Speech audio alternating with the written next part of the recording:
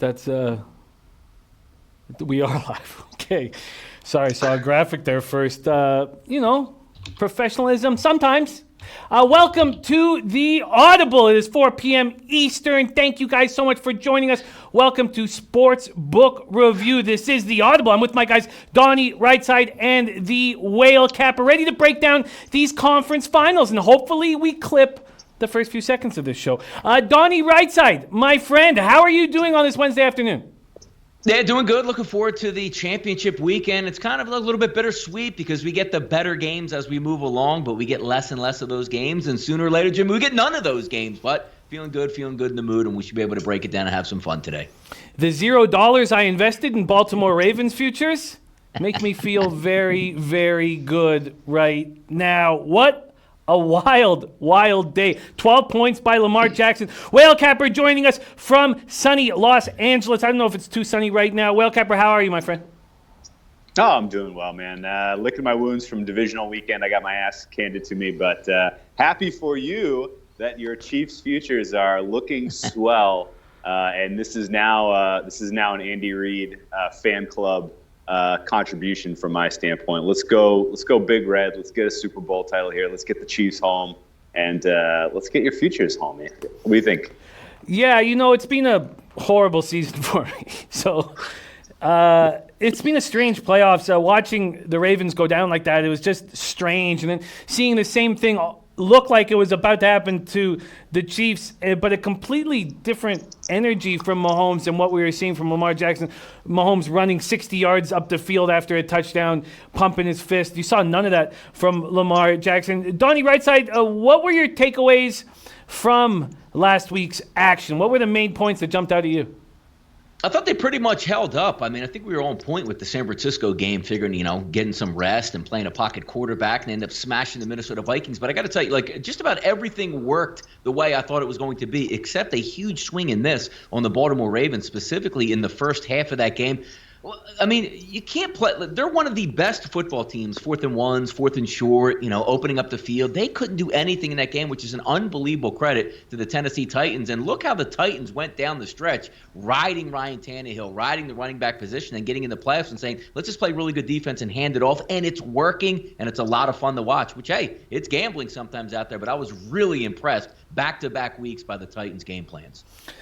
Yeah, the Titans just keep surprising. Well, I mean, not necessarily against the Patriots, but man, what a performance they put on. Shout out to all the cappers in the chat. We got Sean, Mick, The Reaver, Justin Grammer, Gerald Jones, Anthony, Christopher, Joey Peterson, Deer Slayer, Ski, Anna Merrick, Nico. Whale Capper, what were your takeaways from last week's action? Yeah, I thought in all 4 games, the team with the better game plan coming in prevailed and covered. I liked that the Niners' approach to that game was perfect. They did, meanwhile the Vikings came in with nothing creative, nothing to really test that defense, and it showed. The Titans, their aggressiveness early to take that 14-point lead was huge. They caught a lot of breaks, yes, but as soon as they had that lead, you knew you had a truck in Derrick Henry that you could lean on and really kind of make the Ravens pay for that, really put the pressure on them, put the pressure on a young quarterback in Lamar Jackson who's never gotten a playoff win before. And I think that was the difference in that game. And then, on the flip side, you mentioned it, Pat Mahomes did not lose his cool. They stuck to their game plan. In fact, having a deficit kind of unlocked some of the potential of that Kansas City offense that we haven't really seen for the down the stretch here.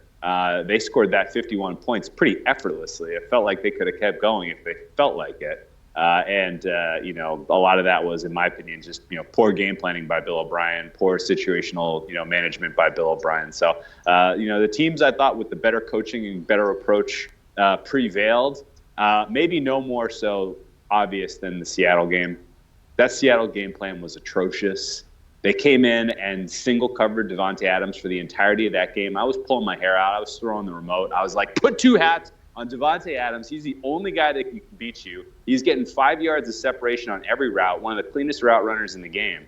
And yet the Seattle defense did not adjust. They continued to just be like, we're going to stop Aaron Jones and make Aaron Rodgers beat us. And you know what? With Davante Adams having 3, 4, 5 yards of separation on every obvious passing down, it was no problem at all. And then meanwhile, Seattle went into that game thinking they were going to move the ball on offense with a dead Marshawn Lynch, as opposed to an MVP caliber performance down the stretch here from Russell Wilson. So they kind of take the ball out of Russell Wilson's hands until it's too late, and they do not have enough juice to come back. All around, the Seattle performance and coaching this whole season was a travesty, and no more so obvious than that Packers game, I thought. Yeah, it was. Well, I mean, first off, the Bill O'Brien fake punt might have been the dumbest play I've ever seen. One thing that the Titans never did was they never gave the Ravens momentum, because we know what happens when an excellent team has or gets or believes in themselves, gets that momentum. They can be a runaway train. And the fact that you would give the Chiefs an opportunity to gain momentum there is absolutely mind-boggling. And then kicking it on 4th and inches for a field goal, I get, because you don't want to give them momentum. You don't want to give them any momentum with the goal line stop. I get it. So then you fake punt. Minutes after that, I could not believe my eyes. It's the dumbest thing that I can remember seeing. Oh God, you have a big lead against a juggernaut like the Chiefs, and you risk giving them Big Mo. It was just shocking. O'Brien was terrible. Pete Carroll was terrible. And now we have the Final Four. Tennessee Titans at Chiefs pops this off. Let's go to the best sportsbook page, odds page on the planet, SBRodds.com, letting us know what every sportsbook is holding right now. And this total opened up at 51.5. It's now at 53. The Chiefs opened at -7.5 at +100. They're now -7.5 +105. We did see sevens on the board in this game. For very briefly, there's a 7 right now, bookmaker and Bet365. So let's be back forth. We saw sevens in Green Bay game. It opened up. Now we have 7.5s. Let's talk about this Titans Chiefs spot. 22 Fahrenheit. Going to be cold on Sunday. Mostly sunny. 10 miles per hour is the wind. We remember Titans Chiefs earlier in the season. We remember Packers Niners earlier in the season. Why don't we just start off with this question to you guys before we break down the ins and outs of this game? Donnie RightSide, that 35-32 win, Titans Chiefs. And then the giant ass-kicking 37-8 in the Niners-Packers. How much of those two games have you put into your capping this one? Let's start with that question, Donnie RightSide. It's a really good question, because actually today before the show I had some time just to spin back and watch both of those games in condensed versions. And if you just had the sound off and you were just watching, to be honest, Kansas City and San Francisco beat the brakes off their opponents, being the Titans and the Green Bay Packers. And even watching the Green Bay game, Jimmy, once again, I was trying to see, you know what? Aaron Rodgers, they ripped off 6 straight victories after that loss to San Francisco, and last week with a nice game plan versus Seattle. And I watched that game, and it was 37-8, Jimmy. It was worse than 37-8. When you talk about the scoring drive that the Green Bay Packers even had for their only touchdown drive early in the second half was aided by, multiple 4th down conversions, a lot of penalties going their way. And Aaron Rodgers got beat up so bad in that football game, Jimmy, with 6 minutes to go on that last drive where they gained like 50 yards. They pulled him out of the game. They wanted no more. They were annihilated. Just to flip it over to the Tennessee-Kansas City game, Kansas City did whatever they wanted in that football game. If you remember heading down, 19-10 lead late in the fourth quarter, it was also a football game where Tannehill didn't have to do all that much because Henry was an absolute beast. But 19-10 in the fourth quarter. Late in the game, they get the ball. They need 1 first down or just a field goal to clinch that. They have some ridiculous snap penalties, and Mahomes is taking sacks. And even with all of that, you had a field goal chance at the end of the game that ends up getting blocked where the Tennessee defender was offside, just wasn't called. That one was a little bit closer, but Kansas City put up 530 yards of offense in that game. And keep in mind also, Jimmy, that was Mahomes' first game back after the knee injury, and it was like he never left. Yeah, it was. And his ankle was bothering him in that game. I remember watching it thinking, it is an interesting spot. Let's go ask Whale Capper that question. How much did the meetings that these teams have faced or have had in the regular season come into your capping for this game?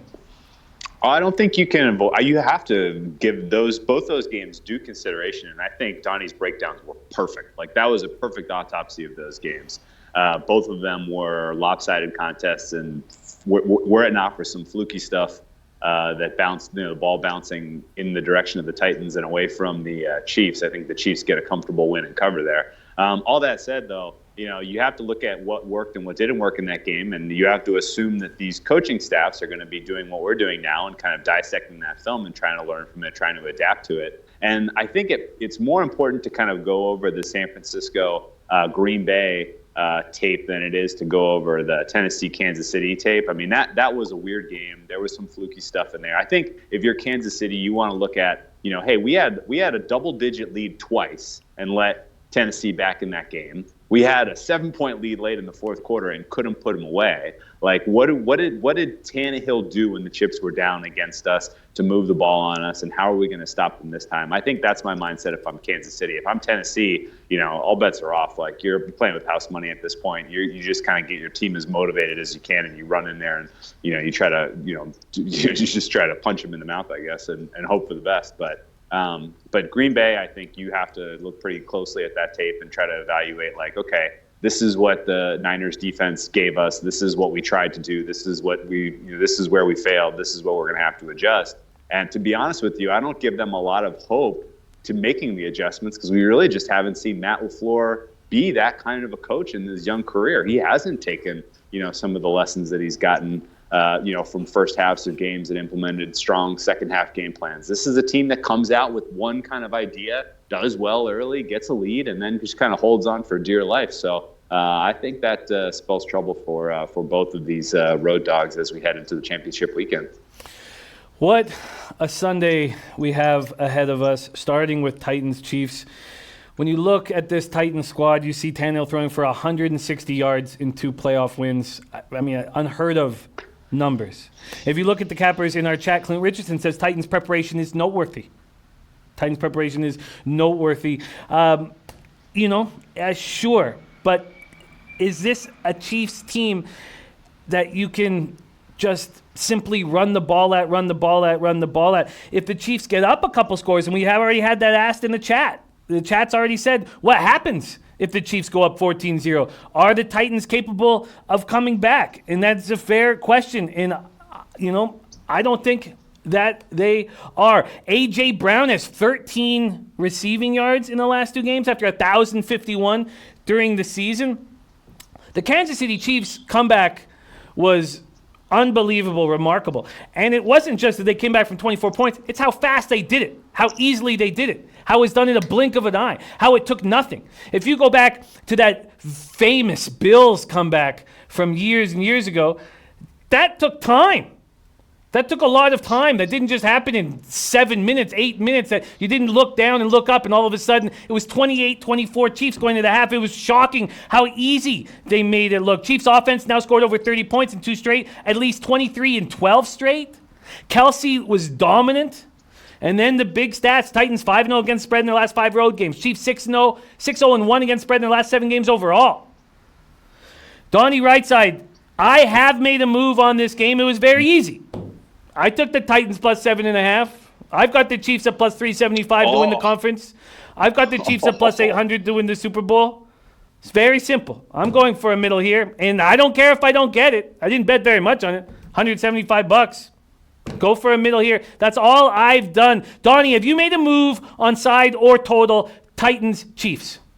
I have not done so yet, but there's some key indicators here that we're going to take a look at what changed up, as you talked about, from that previous game, where basically Kansas City did whatever they wanted to, and Whale Capper put it best. Couple fluky plays, 70-yard runs by the running back, which again could happen again because he's been on fire. But let's take a look at that game and what was different there. Jayon Brown was inactive for that game. He might be back for this one after missing the previous week with the shoulder injury. Corey Davis missed that first game versus Kansas City, and Jarrell Casey, the best defensive lineman on that football team, missed that game and to start. Also looking at Kansas City, let's not forget they were dinged up as well. Right guard Tardif was down, and as well as Eric Fisher missed that football game, and Kendall Fuller, the cornerback, and Patrick Mahomes coming back in his first football game. And let's also keep in mind, Kansas City punted 1 time in that football game versus Tennessee, and that was a drive that gained 40 yards over 9 plays that stalled out at about the 40-yard line.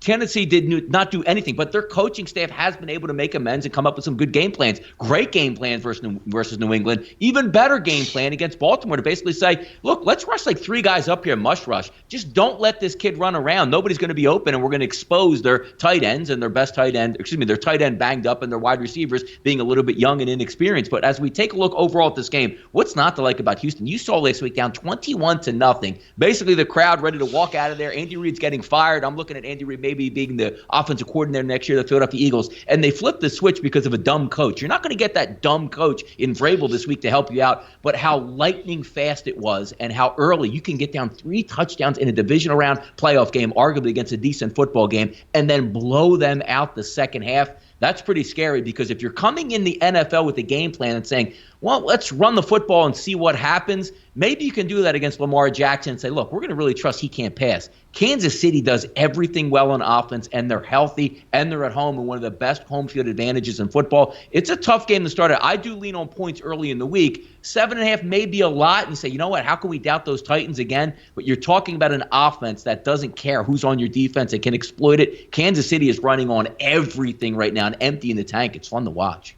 Fun to watch. I can't wait for this. Whale Capper, Titans, Chiefs, you have made some moves on this game, and I can't wait for everybody to hear your action. Take it away, Titans, Chiefs.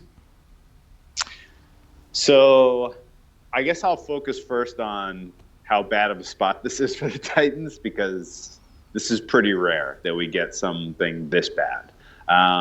This will be their fourth straight week on the road. They finished the season week 17 on the road at the Houston Texans. Obviously, that was not a very highly competitive game, but they go from playing at Texans, at New England, at Baltimore, and now at KC. That is a 4-game road stretch that is just hellaciously bad in terms of travel, in terms of physicality, in terms of level of competition. This is, if they were to come up with a cover or a win even here, it would be one of the most improbable and impressive runs I think we will have seen in football in the modern age. Like, these are not pushover teams. These are incredible teams that they've been able to go toe for toe, punch for punch, and come away with victories. And so, I kind of, we'll have to just bow down and respect the masterfulness of Mike Vrabel and Art Smith and this Tennessee Titans team if they come away with the win here. I just am not seeing how it's possible that they do. The matchup when Titans are going to be on the field offensively, granted, we know that in past years, the Chiefs' kind of key weakness was their run defense was soft. You could run on this team. They'd get 3-4 yards on the ground against them. And honestly, if I'm Mike Vrabel, I'm looking at what the Patriots did last year in the AFC title game in Kansas City, and I'm saying, okay, let's just do that. We'll play ball control in this first half. We will, matriculate the ball down the field and, eat up clock, keep Pat Mahomes on the sidelines, try to, build up some nerves in the kid, because it was pretty clear in that Houston game, once Pat Mahomes kind of got his feet under him, once his receivers kind of got their wits about them and, stopped dropping balls and catching balls, then they were pretty impossible to stop. So I think, your best asset in this game is your running attack, your ability to take time off the clock and keep Pat Mahomes on the sidelines. And so my guess is that coming into this game, that's Tennessee's plan A. Plan A for Tennessee on defense is, hey, we're going to limit the big plays. We're going to just, try to keep Mahomes a little bit contained into the pocket, and just try to, play the situational football that worked so well for us against Baltimore. Put Chiefs into situations where they're going, bend but don't break. Put them in situations where they have to make decisions about what they're doing on fourth down and try to come up with the key stops. That's your best hope if you're Tennessee here. And really all this is leading to me to buying into is that I just don't see how this is going to be some explosive, high-scoring game. We're looking at a total now that's 1.5 higher than what we saw the total close last week against Houston. And granted, I got my ass burned on that under. It was not even, that was dead on arrival. So I'm kind of conscientious and a little bit, gun shy about firing on another Kansas City under right now. But I believe in this Kansas City defense. I think they're better than people are handicapping. And if there aren't a bunch of kind of fluky plays at the beginning of that Texans game that really forced Kansas City to just become, this otherworldly, aggressive offense, I'm not sure that the game plays out to the same, high scoring potential. That said, combining kind of the idea that Tennessee's going to come in and try to play ball control with the idea that, that Kansas City may have some nerves early on here. They haven't been in this situation very often. They were nervous as hell last year against the Patriots in the first half. There's no doubt about that in my mind. And I think this sets up pretty well for a first half under. I think that in general, the Tennessee offenses, I do not have as much respect for them as I have for Houston's offense. The Tennessee defense, I have a little more respect for them than I have for Houston's defense. So I'm surprised that we're seeing a total that's even higher than what we saw last week. And I think this sets up nicely for under 26.5. 25.5. So excuse me, under 25.5 in the first half. And I played that for plus 102. And I'm given some serious consideration to getting involved in the full game under as well. A little bit concerned about kind of there being some latent confidence in Tannehill that he can kind of get back into this game through the passing attack, given that they were able to come back 3 times against this team the first time they played, which I think is kind of leaning me more towards making a move on the first half under than the full game under. But I do think Kansas City gets the win here. I do think they cover. I just don't have quite as enough of an edge today to make a legitimate play on those sides. So I'm going to stick to first half under here and cross my fingers for a slow start in the early game. First half under from the Whale Capper, and I went down in flames with you on those unders. It was a strange day losing those bets, but, couldn't wipe the smile off my face. It was so strange. It was such a strange weird feeling. Game. Yeah. It's such a strange feeling. So we have Whale Capper on the first half under. Then we have Tomarino Tomor on the over. We have Gas Station Sushi. Max betting the over in the Chiefs-Titans first half. Donnie RightSide, if you had a free play to make on this total, first half or full game, what would it be? I probably would make a play on the game total going over. Also, keep in mind, I know it's circulating around the chat. In the first game that they played, they had 4 sacks, the Kansas City Chiefs did against Ryan Tannehill. 2 of those sacks came from Jones, which might not play in this football game, and also another sack from Agba, who's on IR. So 3 of those 4 sacks have been taken away. It's hard because when it's one of those things where we joked about all year, like Tampa Bay, where you just it just doesn't make sense when you take their unders. When you have Kansas City under, they dime things out so well, and you even saw them get extreme. They didn't even score a point in the first quarter and put up 50 points, which always brings me back to Bill O'Brien, going for the field goal in the first half and going for the fake punt. Saying, well, we needed to put up 50 points in that game, but you didn't really try and get some effort in there. It's hard for me to take it because, if we're getting some wind, maybe some rainy conditions or something like that, I would lean towards it. But just because it's going to be 22, 23 degrees, not much wind out there. These 2 teams can really gear up when they need to. But I think Kansas City pushes the pace, even though you say, well, hey, Tennessee wants to slow the game down. And that running back, man, big breaks, big runs, big gains, play action turns off it. It's hard for me to take the under. I would lean the over here, Jimmy. Wow. So I just sit back and it's almost funny. I almost don't even want to hit the middle. Rather, the Chiefs just smash. No concerns here. But we shall see. So I made the Titans plus 7.5 an official play. I put 175 on it, just 175. Sadly, I always put $200. Are you already in on that? On what? You already got that play locked in? Yes. I bet it a couple days ago. Yeah. Why? Do you think What do you think about it? Well, I was just wondering, is it a safer middle to take a Tennessee team total over or something like that? Because Tennessee's not winning this game like they won the Patriots game 20-13, right? I mean, Kansas City's getting to 28 points in this one probably. So I don't think you're in jeopardy of losing unless Tennessee gets to 31 or something like that. You may be able to find an alt team total on Tennessee and get a real juicy price. That may be a little bit more interesting way to try to hit this middle. I don't know. That's a very interesting spot. Over 24, I can get at plus 170. The team total. See something like that. Yeah. That's very, very interesting way of handling things. Over 24 at plus 170. Team total at Bet365 right now for the Titans is 21.5. The Chiefs team total is 31.5. Jay Peach says, Jim, I don't like that play. Look, $175. God, it's almost just to be able to watch the game comfortably. I know that sounds ridiculous, but almost just. And Jay Peach, I'm imagining you're saying you don't like my play, but you would be interested in that over 21 or over 24, at plus 170. That is an interesting look. That's a very, very, very interesting look. All right, there is the Titans Chiefs. So I'm on Titans plus 7.5. with a grain of salt.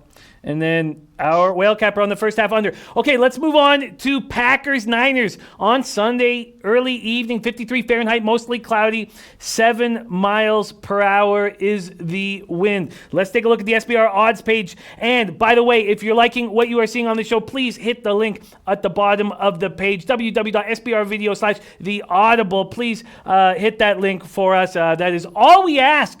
That's all we ask of you, and it means so much to us to show SBR the value of this show. And we thank you guys so much for watching it. San Francisco, second in the NFL during the regular season, allowing 281.8 total yards. They allow 147 to the Vikings. We already talked about them demolishing the Packers in Week 12. Aaron Rodgers threw for 104 yards, got sacked 5 times. Coleman, Breda, Mostert, second NFL rushing attack, averaging 144.1 yards. They ran for 186 against the Vikings. Coleman ran for 105 and 2. You have Kittle rolling, Debo Samuel rolling. You have this defense that's healthier than they've been, all year. Bosa, Ford, Alexander, Sherman. It just looks like such a dominant squad right now. Green Bay 7-1 against the spread in their last 8 versus an opponent with a winning record. And that one was the Niners. That loss was Niners. The under is cashed in each of the 4 Packers' last 4 games against an NFC opponent. San Francisco 5-1 against the spread in their last 6 against a team with a winning record. Donnie RightSide, Packers, Niners. It opened at 7. It's now at 7.5. This total stood at 45 for a long time. What's your move here, Donnie RightSide?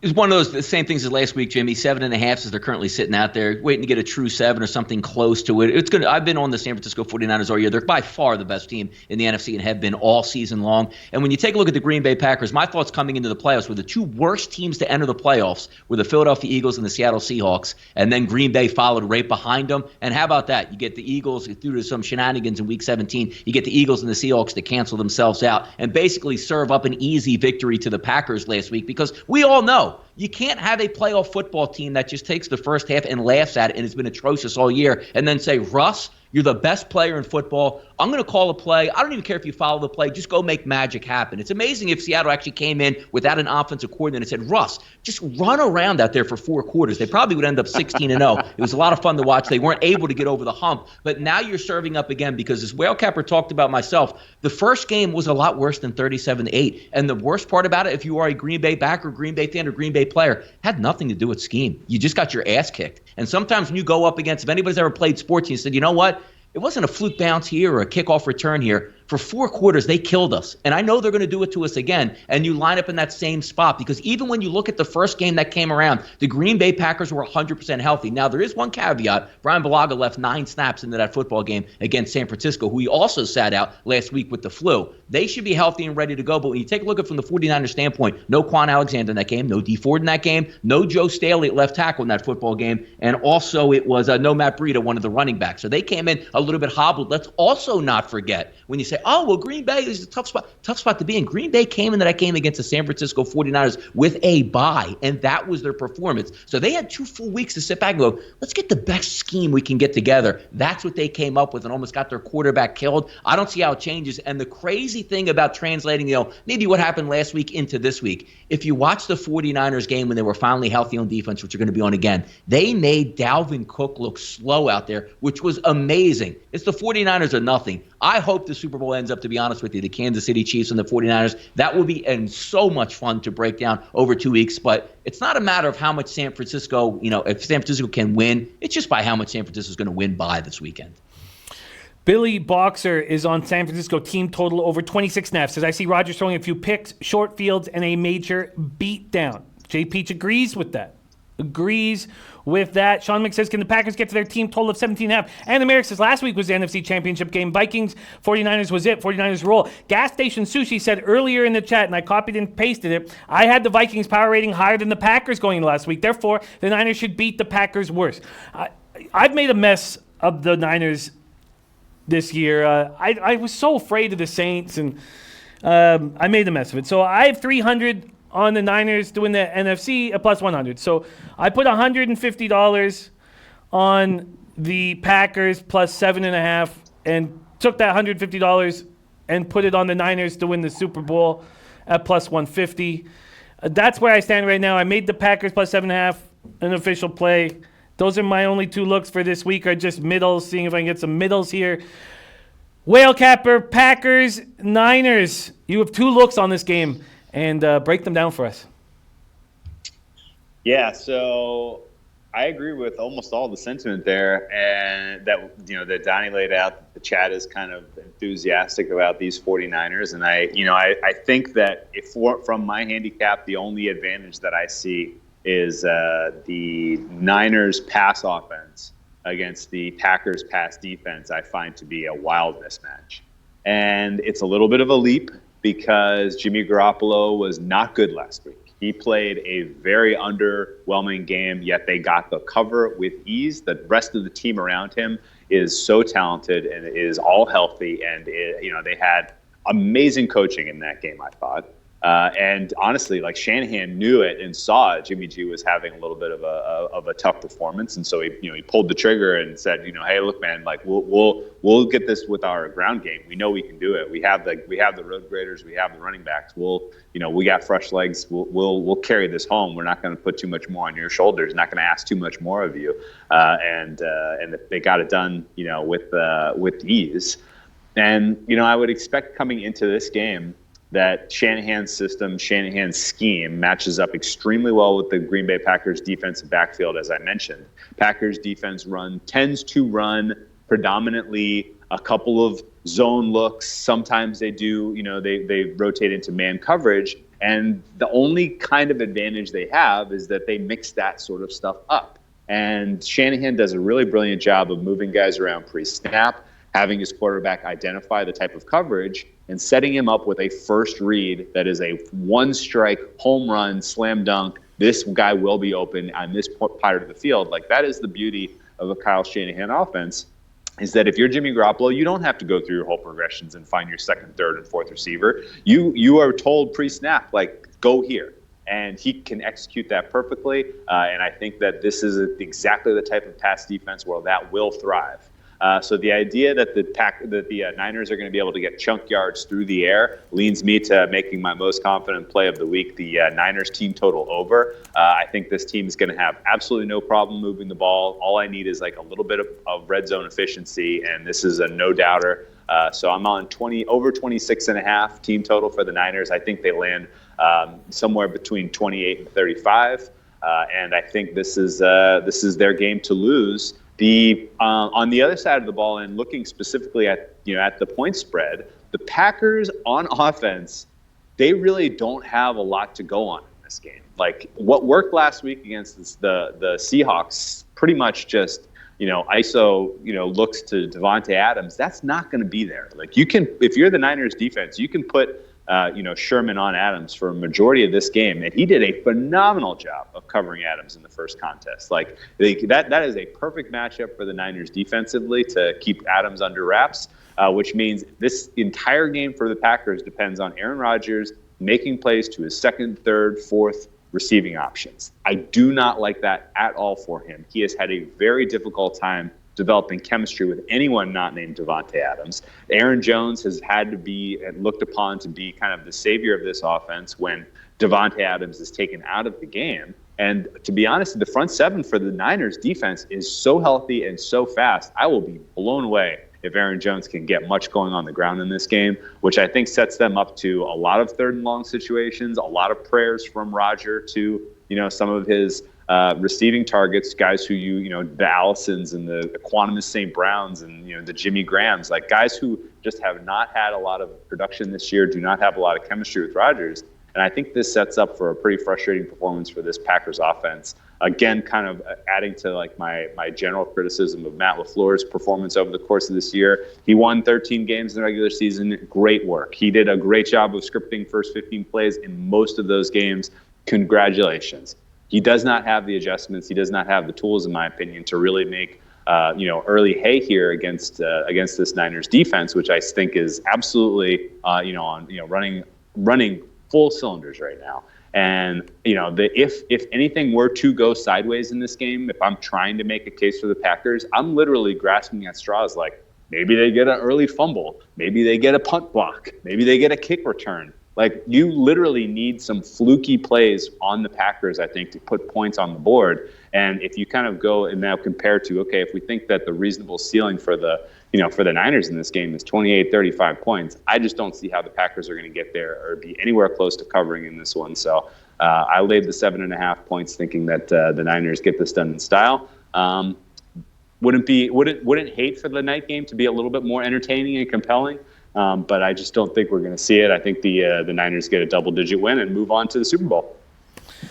Double-digit win, move on to the Super Bowl. Man, Chiefs-Niners would be so nice. Team total over as well for Whale Capper. Donnie RightSide, what do you think of this total that's been sitting at 45? Sitting at 45 for a while. The 17.5 at Bet365 is juiced to the under for a team total for these Niners. The 27.5, interestingly enough, Whale Capper, is also juiced to the under for the Niners. That's interesting to see that. Both of the unders, 27.5 and 17.5, are juiced to the under. Donnie RightSide, totals, team totals, does any of that interest you? You know, Whale Capper brought up a really good point from the game last week, which was left out. They basically said Minnesota, who, if Kirk Cousins gets hot, you can be good. You have one of the most explosive running backs. We have 2 elite wide receivers. And they laughed and said, you guys can't even move the football. So I saw Jimmy Garoppolo at the end of the half, and we maybe wanted to drive it downfield and put the nail in the coffin before the half through that interception. Went back in halftime and said, look, we're just better than this football team. Let's just not make a mistake, and we're going to move on. That's a sign of an unbelievable coach. Now you head into this week and you say, maybe the same thing can take place, because you're talking about an elite level defense that was without D Ford the first time around. You saw when D Ford got added back in, it's almost illegal to say, I'm going to rush 4 guys up here. They're going to collapse your entire pocket as soon as you hit your 7th step of the drop, and then we're going to drop 7 elite guys who are super fast in the coverage. So monopolize that by over 4 quarters and see what looks. The ball has to get out quicker. So now we're going to say, if we're looking at a total, is advantageous to say, well, Devontae Adams is a really good wide receiver. Let's take 7-step drops on play action, see if we can hit it deep. No, this is one of those games where you might even run up tempo if you're Green Bay, just to try to meet 3-step drop, 4-step drop, 5-step drop, no 7-step drop to go deep. Maybe lean on the running game. That defense is so fast and effective that I can almost see San Francisco saying, we know we're going to be able to score in this game. We don't need to max out on offense. Let's just hang around and beat the hell out of their offensive line again and see what happens. I actually like the under 45, and I think it plays out. Well, I think you could probably agree. It has that same type of feel last week at the Vikings, like a 27-10 type of final here. It does. Yeah. Interesting. Whale Capper, there are 4 teams left in the NFL playoffs. Who do you like to win the Super Bowl? Oh, Pat Mahomes and Big Red. Absolutely lethal combination right now. Andy Reid gets his this year. I think the writing is on the wall. I get it that Shanahan. I guess that I don't want to totally dismiss the Niners and their ability to compete in the Super Bowl. Like, they're going to be a tough out. But Pat Mahomes and company are, they're on another level offensively. Jimmy Garoppolo. Still, next year, Niners are going to be a little bit more feisty in the playoffs after Jimmy's got a little bit of this playoff experience under him. Maybe he performs a little bit better. But, there's kind of a specific area of the field where you can where Jimmy Garoppolo's got a little bit of kind of defender blindness. He doesn't really see, like you saw it in the Vikings game. It was like completely apparent. Like, Kendricks was baiting the guy. And he should have had 3 picks in that game. And I think that to a degree you can set up a similar situation if you're the Kansas City Chiefs in terms of defending Garoppolo, making him make some mistakes, and then force them into a little bit more conservative offensive play calling, and then let your horses run. Hit some home runs to Ty Hill. It should be a lot of fun in that. Miami, it's gonna be warm weather probably. Controlled. We were at that stadium, relatively controlled stadium. Wind's not probably going to be much of a factor, even if it is a little windy down there. So I think this sets up pretty well for the Kansas City offense to rule the day, run the table here, and get Andy Reid his first ever Super Bowl win, which would be pretty damn exciting. It's going to come down to some. I have a possibility for some big cash in the Super Bowl. I'm in a pool. A straight-up pool where you get 11 points because there's 11 playoff games. And so what I did was I was like, man, the only chance I have of winning this pool is to take the Titans to straight up beat the Ravens. And only 5 other people out of 179 did that. And I'm in real nice shape. But it will come down to who I decide to win the Super Bowl, and we've got a couple weeks for us to hammer that. God, I hope it's Chiefs Niners. How much fun would that be? Donnie RightSide, there are 4 teams left in the NFL playoffs. Who wins the Super Bowl? Yeah, I'll lean on still San Francisco. But again, it's nice that Andy Reid is going to get a bye going into the Super Bowl, which you know how he usually does prepare very well. Shanahan should be ready to go. Shanahan's called plays in the Super Bowl as well. I'm really looking forward to it. And hopefully down in Miami you don't get too much rain and into the forecast, because this is going to be unbelievable. And finally, as we said all season long, wouldn't it be so nice to remove the Patriots, that boring-ass cap that you have 2 weeks to sit and get ready for? You have a quarterback run out of the tunnel, the crazy train. And I keep saying it because it's like a nightmare that goes through my head. I would love to cap this game. I'll stick with the San Francisco 49ers as winning it all, but it is kind of tough because, I mean, Patrick Mahomes, like, when you're under the gun, like, isn't that the offense? Isn't that the guy you want? And Andy Reid's dialing up. It's a shame that Andy Reid couldn't learn in Philadelphia that you actually need wide receivers to win football games, and when he finally goes to Kansas City, he gets one. Look how good his football team is. I will always root for Big Red. If the Eagles hadn't won one, I wish he would have burned in hell, but hey, bygones can be bygones. We can change our opinions there, but I would lean on the 49ers. Lean on the 49ers. Man, I hope that's the game we get to talk about. It would be so much fun. RB, for instance, how about that 49ers defense? Their last 4 regular season games heading into the Vikings, they were horrible. The idea they can't be had because of Week 12 is far-fetched, in my opinion, says RB Fern. He says, this is starting to sound eerily like no way the Saints and Ravens can lose. And RB Fern's on the Packers plus 7.5. They're most likely winning, says our RB Fern in the chat. Bob Lee Swagger says, everyone counting out the Titans. Everyone counting out the Titans. Our very own Parlay Poppy, whom I love dearly, came second last in the Pick 6 contest. He plays 2,498 out of 2,499. And early in the playoffs, he told me the Titans are going to win the Super Bowl.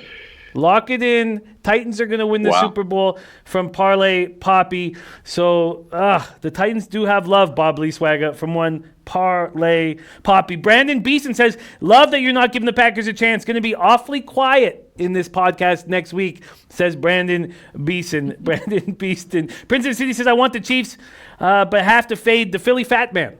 The Philly Fat Man, says Prince of the City. Wow. All right. There you have it. Titans, Chiefs, Packers, Niners. Rafa, could you please put up Whale Cappers action heading into Conference Final Sunday? There you have it. Tennessee, Kansas City, first half, under 25.5 plus 102. Niners, minus 7.5 at plus 103. Niners team total over 26.5 at minus 105. Nolino says, way to build his credibility score, telling us that Parlay Poppy's not an NFL capper. Man, he's a spectacular baseball and NHL capper. He was only doing the contest just for gags. Hilarious gags. He wasn't trying. That's how you go, 2,498 out of 2,499. I love Parlay Poppy dearly. Okay, my action, Rafa, for this coming Sunday. Can you please pop it up on this screen? Packers plus 7.5 minus 107. Titans plus 7.5 minus 110. And live futures. Live futures. Chiefs Super Bowl. Chiefs NFC. Niners Super Bowl. Niners NFC. Wild. Very thankful. Very thankful. And I need it badly. I need it so badly. I need it so badly. There you have it. There is the conference finals. We will be doing a show next Wednesday at 4 p.m. Eastern. We will be getting a first look at Super Sunday. Donnie RightSide, do you play props on the Super Bowl? Is that a regular thing you do, or is that something you stay away from? No, that's fun. I do enjoy it because you have extra time. It's only 2 teams, and they give, ridiculous amounts of props. That's going to be a lot of fun to go over once we figure out when they get released out there. It's almost like a national holiday when these companies release their Super Bowl props. They're so much fun to get after. And when do you think you need to get your props in? There's this, an idea that if you wait till 48 hours, 72 hours before Super Sunday to bring in your props, that the props are too sharp at that point. Do you have a set day that you feel like you need to get your props in? No, if it moves 2 or 3 yards and end up losing for the 2 or 3 yards, so be it, like on a rushing prop. I'd rather be more comfortable with what I have and what I've seen and be ready to go. There's no time limit. Some you like right off the bat, whether it's like a field goal prop or, punting prop, which you don't really get too much advantageous stuff getting closer to game time unless you're going to get a hellacious rainstorm down in Miami. But the more comfortable you are, sit back your time. No time frame for me on those. Whale Capper, do you play props on Super Sunday? Oh yeah, for sure, man. You have to. It's one of the best ways to enjoy the Super Bowl. You get just spray the board, man. Some interesting looks for props in this Packers game, Packers-Niners. Packers over 1.5 field goals is plus 120. And if you can get there, over 2.5 field goals is plus 350. And if you think that Rodgers is going to have trouble in the red zone, which is quite a possibility, and weather is going to be just fine, 7 miles per hour wind, maybe Packers field goal props somewhat interesting. I'll take some more time on it. There you have it. I'll give you a quick undercap on the field goal props for the Packers. If this plays out like we think, and San Francisco is largely playing from ahead, especially in the second half, I don't think you're going to see a lot of field goal attempts from the Packers. Every time they have a shot, they're going to be forced to kind of be aggressive and go for 7 if they're down, 14, 21, 17 points. Like I think it's going to turn into a lot like what we saw with Minnesota last week, where they're kind of forced to be going for it on 4th down instead of kicking field goal. So just keep that in mind on field goal props. I hear what you're saying, but I also feel like this could be similar to the Eagles-Seahawks game, where Shanahan knows that the Packers can't score on us. So why take risks, and why not just, kick the field goal, not go for the end zone, kind of play somewhat cautiously? What do you think about that idea, Wildcapper? If the Packers can't score, why should Shanahan take risks and go for big plays? I think you're trying to win a Super Bowl here. You're not trying to just get there. And I think if you take the ball out of Jimmy G's hands this week, when he is going up against a defense where he can beat them with the first strike, you're going to have a tough time kind of getting his confidence worked up 2 weeks from now and beat the Chiefs. So you're not going to be able to go, run heavy, 30 carries between Breida, Coleman, and Mostert. You're not going to be able to get a win against the Chiefs playing that way, I don't think. So I think it's pretty important for not just this season, your chances to win the Super Bowl this year, but for future years. I think you got to put the ball in Jimmy G's hands. Oh, no doubt. Let him cook a little bit. No doubt. Sorry, I was talking about Packers-Niners. I'm saying I'm saying for this game, I think you have to be aggressive if you're Shanahan. I don't think you can sit back on your heels. I don't think you can. Accept a 17-9 win like Seahawks Eagles. I think you have to let Jimmy G develop a little bit of confidence. This is the perfect matchup for them to do it. I think this kind of has 3-4 passing touchdowns. I'm looking for passing touchdown over props for Jimmy G probably in this game. Oh, very interesting. Follow him, Whale_Capper on Twitter to see what he's up to. Also, RightSide VP, follow him to see what he's up to all week. We have no show without you guys. Thank you so much for watching. Donnie RightSide, any last words for these great cappers in the chat and those watching from home? Yeah, thanks for joining us again all season long, building right up to the Super Bowl. So we'll probably have the extended Audible coming up and a lot to break down. But it's been a lot of fun throughout the football season. Football is my passion, and I hope it comes across because I know, it can't be with 3 better guys here that get excited to do a show. And especially, look, we don't even do a game day. We're doing things, early in the week, and still the passion comes through. The information is king in this business. Whether or not you like the picks that me, Will Capper, Jimmy give out, sometimes we might give something out that might be an added bonus. So, you know what? I didn't think about it. And it's the same way why we have a live chat box, because we read it throughout the entire show that, hey, man, I missed that. Hey, that guy didn't play, or hey, this really good statistic is going to come up here. It's a great information avenue. I'm glad to be a part of it here, Jimmy. Oh, I love it too. Well, Capper, any last words for these great guys in the chat? Yeah, thank you guys for tuning in. I appreciate all your opinions, and I hope you guys enjoy the Super Bowl preview with Parlay Poppy and Gas Station Sushi. Green Bay Packers, Tennessee Titans, Super Bowl. Here we come. What a treat it is to roll with you guys. RB Ferns says, everybody loves the Niners. Be careful out there. Be careful out there. I can't wait for Sunday. Thank you guys so much for watching. On behalf of Donnie RightSide, Whale Capper, Rafa on the 1s and 2s, everybody here at Sportsbook Review, and myself, thank you guys for watching. Let's have a big conference finals and have cash to bet with on Super Sunday. Much love to all you guys. We will see you next Wednesday at 4 p.m. Eastern.